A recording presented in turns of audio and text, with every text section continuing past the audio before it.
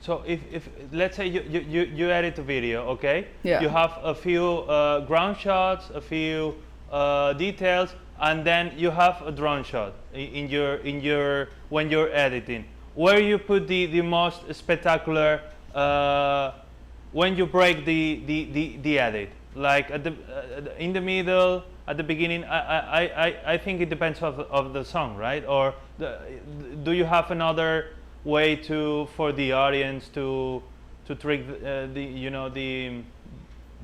for hold them more time watching the video? Yeah. Sorry, I don't. No, I know what you mean. That's actually what I was thinking about, like last night.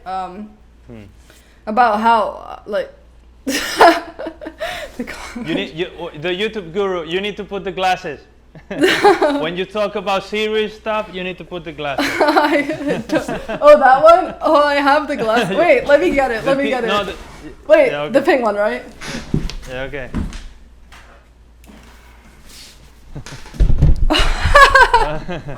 Oh my god. Okay. Okay. Now you're taking serious It's stuff. summer. You need to put the glasses when you talk like What? teacher stuff. But put it down. Oh, do you have like regular glasses, not sunglasses? I know you have the. I forgot you have the LASIK. Yeah. Yeah, I have LASIK. Okay. So basically, what I was imagining yesterday, which I think I'm gonna start implementing in my videos, is kind of like you're about to read a book. So what about the first paragraph or like the first page that will will draw you into the book, right? And this is something that I thought about. I'm like, what is my first clip really that weird or interesting that will draw you in to make you stay? Because for someone's like patience to read a book, it's kind of the same as someone's patience to watch a whole video. Like 2 minutes is actually a lot to ask for in this age. So, and then that got me thinking, like with books you have separate chapters and separate cliffhangers, right? So I was thinking, what if I thought about it the same way as for video, having like some sort of cliffhanger and some sort of ending, so it's more similar, like I am the author of this video. So I think I might start like thinking about my video clips and like reordering a bit different, because I usually just do like the first shot when you like get in and then just like in order of it. But like books aren't in order and something always like comes up that's a bit like it surprises you. If a book is like really perfect in order, it's like so predictable. Like how many movies you watch, it's like, oh, you already guessed the ending. Like what's so surprising, you know what I mean? So yeah, I think I'll start thinking about my videos a bit differently with that in mind. Yeah. That's a good point. Yeah. How about you? How do you order? Yeah, I'm more. I'm still learning, but I'm a more. It depends of the song, I think. If you choose a song that breaks at certain point, you need to get around the song. You know, you need to edit it around. But knowing the song beats and the different moods in the song, I used to edit like when the big beat, I used to put like, for example, a big drone reveal or a long, traveling, and then when the song is more chill, I used to put slower movement. So I don't know. Yeah. But yeah, no, that makes sense. That in a way is kind of like a cliffhanger or a sudden change that's unexpected. So yeah, I totally agree. Yeah. But I have seen online good examples that they do way better than I do, because I used to do always the same, and as you said, I want to experiment more in that regard, because sometimes even you can. I think it's interesting to have the song beforehand, the song, and then you go filming, and you are influenced by the song. Oh yeah. When you're filming, I think that's a good point too. Do you agree with me? Yeah, I think I'm gonna start doing that too, because the styles of music I'm using is actually like getting more and more diverse. Like when I first started out, I was shooting a lot of mid-centuries, and for that, like jazz made a lot of sense. But now I'm using like sci-fi music.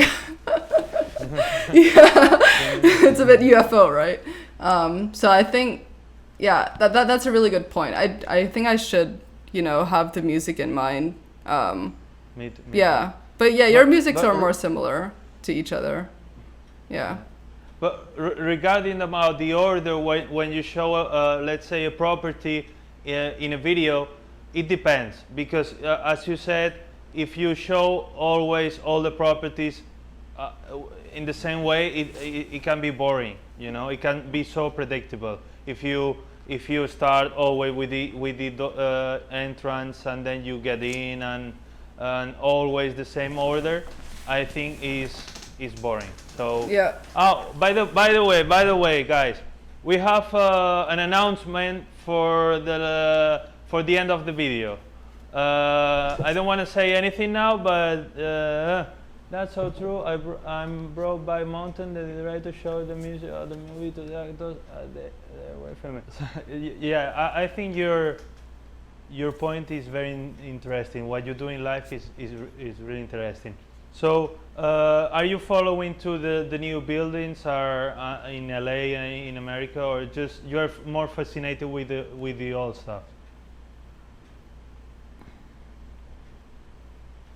I feel like I've seen the new buildings on blog posts here and there, but it's, I guess the old stuff maybe, but I prefer following more the interiors, like Woods, the firm here, and then like William Hefner, I'm like following his stuff. But I guess yeah, in terms of following, I'm more on the interiors, unless you mean like commercial buildings. I'm not really into that. I don't really follow that.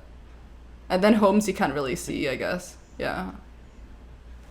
I'm more like you. I'm more fascinated about the heritage, but I know of some photographers that are always looking online at renders and projects that they are about to finish, in order to pitch the architects or the developers.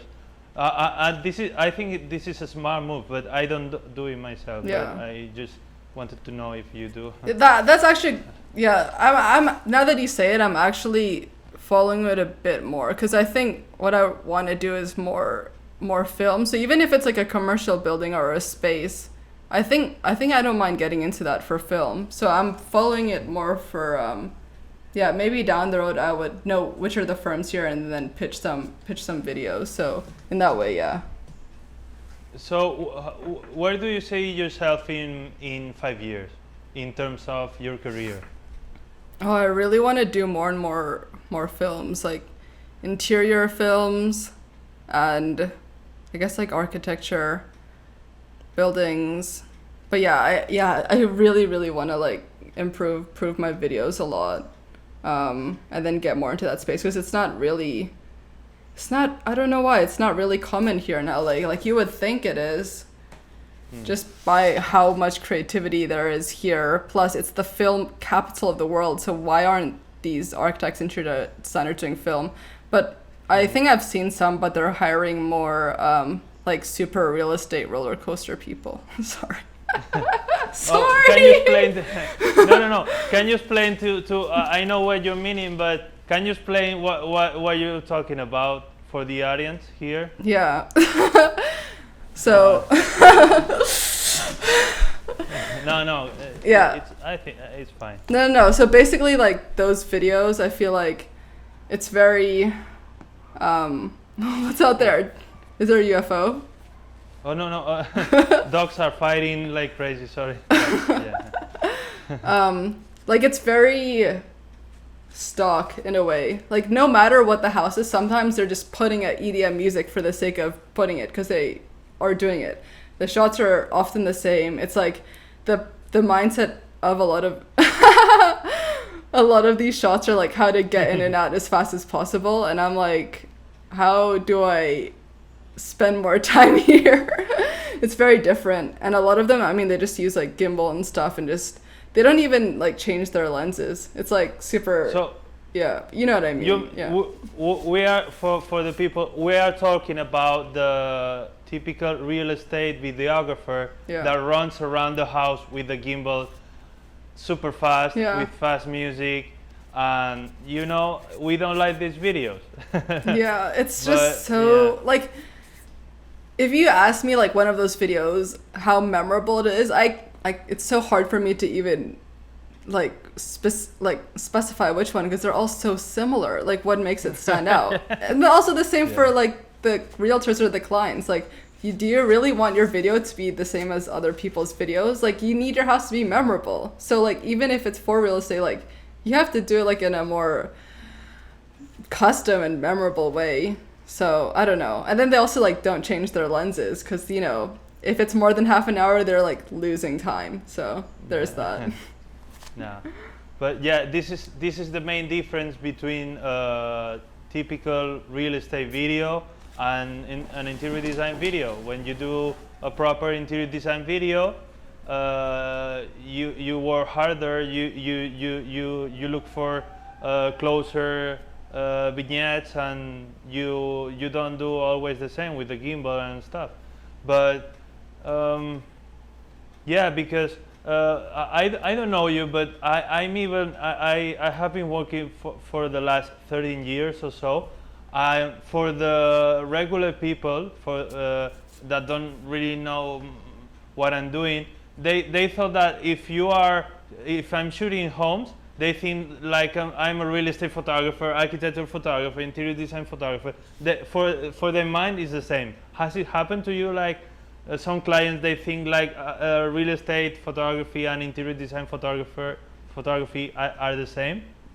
I feel like I'm actually lucky in a way, because when I first started out, I was shooting a lot of, like how I was saying, like mid-century homes, and I mean, now I'm like glad that it happened like this way. It wasn't even like, I guess in some ways it was like branding or marketing, but from the onset I kind of like pigeonholed myself in a good way to more interior or architecture realtors.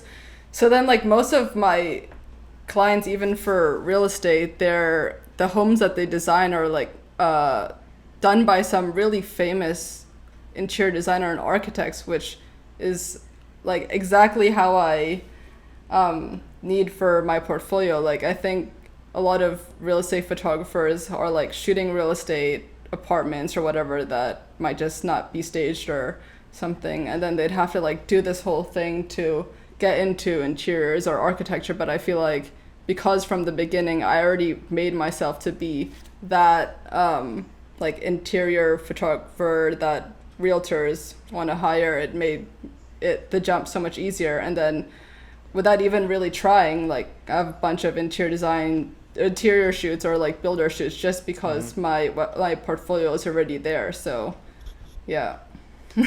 But I think honestly, I think you are in a great position because you have your media experience with your past work, with your work, and then you have now the experience with the filmmaking and the photography, and you have the taste for architecture and the heritage of the history behind them. And I think you you have you like social media. I think you have a few key things that can make you succeed. I mean, you are succeeding already, but I think for 6 or a year that you have 6 months or a year that you have been doing it, I think you're doing great.